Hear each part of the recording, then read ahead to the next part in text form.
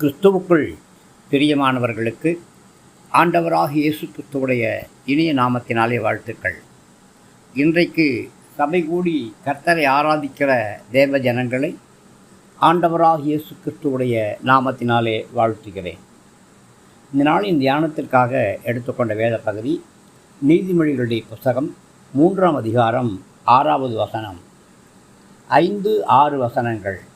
உன் சுயபுத்தியின் மேல் சாயாமல் உன் முழு இதயத்தோடும் கர்த்தரில் நம்பிக்கையாயிருந்து உன் வழிகள் எல்லாவற்றிலும் அவரை நினைத்துக்கொள். அப்பொழுது அவர் உன் பாதைகளை சரிப்படுத்துவார். பிரியமானவர்களே, தேவனுடைய பராமரிப்புக்கும் பாதுகாப்புக்கும் நாம் எப்பொழுதுமே முக்கியத்துவம் கொடுக்கணும். நம்முடைய சுய புத்தியின் மேலே நாம் சாயக்கூடாது. நம்முடைய முழு இதயத்தோடும் கர்த்தர் மேலே நம்பிக்கையாக இருக்கணும்.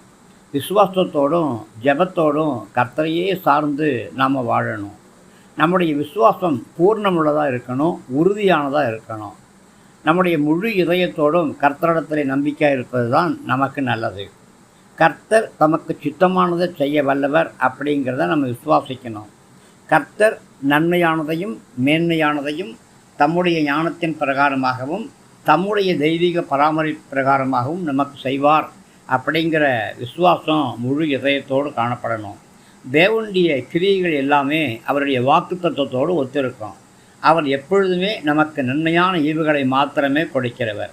தேவனுடைய நன்மையான ஈவுகளை நாம் பெற்றுக்கொள்ளணும்னா நம்முடைய முழு இதயத்தோடு நாம் கர்த்தரிடத்தில் நம்பிக்கையாக இருக்கணும். நம்முடைய வழிகளெல்லாம் அவரையே நினைத்து கொள்ளணும். நாம் எந்த பாதையிலே நடக்கணும் அப்படின்னு சொல்லி கர்த்தரிடத்தில் ஆலோசனை கேட்கணும். ஆண்டவரே, உமக்கு சித்தமில்லாத வழிகள் எல்லாத்தையும் அடைச்சிருங்க ஆண்டவரே அப்படின்னு தைரியமாக கேட்கலாம். கர்த்தர் எந்த வழியை காமிக்கிறாரோ அந்தபடி நாம் நடக்கணும். அப்போ நம்முடைய பாதைகளை கர்த்தர் சபைப்படுத்துவார். நாமும் கர்த்தருக்குள்ளே பாதுகாப்பாக இருக்கோம்.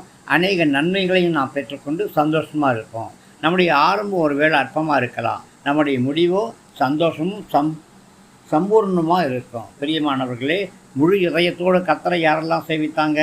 ஆபிரகாம், எலியேசர், யெப்தா, தாவீது, ஆசா, எசேக்கியா, நெகேமியா என்று சொல்லி அநேகரை சொல்லிக்கொண்டே போகலாம்.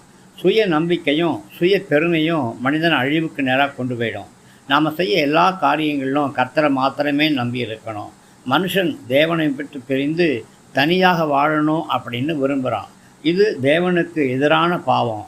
மனுஷன் தம்மையோடு ஐக்கியமாக இருக்கணும் அப்படின்னு தேவன் விரும்புகிறார். அதனால் உங்களுடைய வழிகளை எல்லாவற்றையும் கர்த்தரிடத்தில் அர்ப்பணித்து கர்த்தரையே சார்ந்து கொள்ளுங்க. சுய திட்டம், சுய பெருமை எல்லாத்தையும் விட்டு ஒழிச்சிருங்க.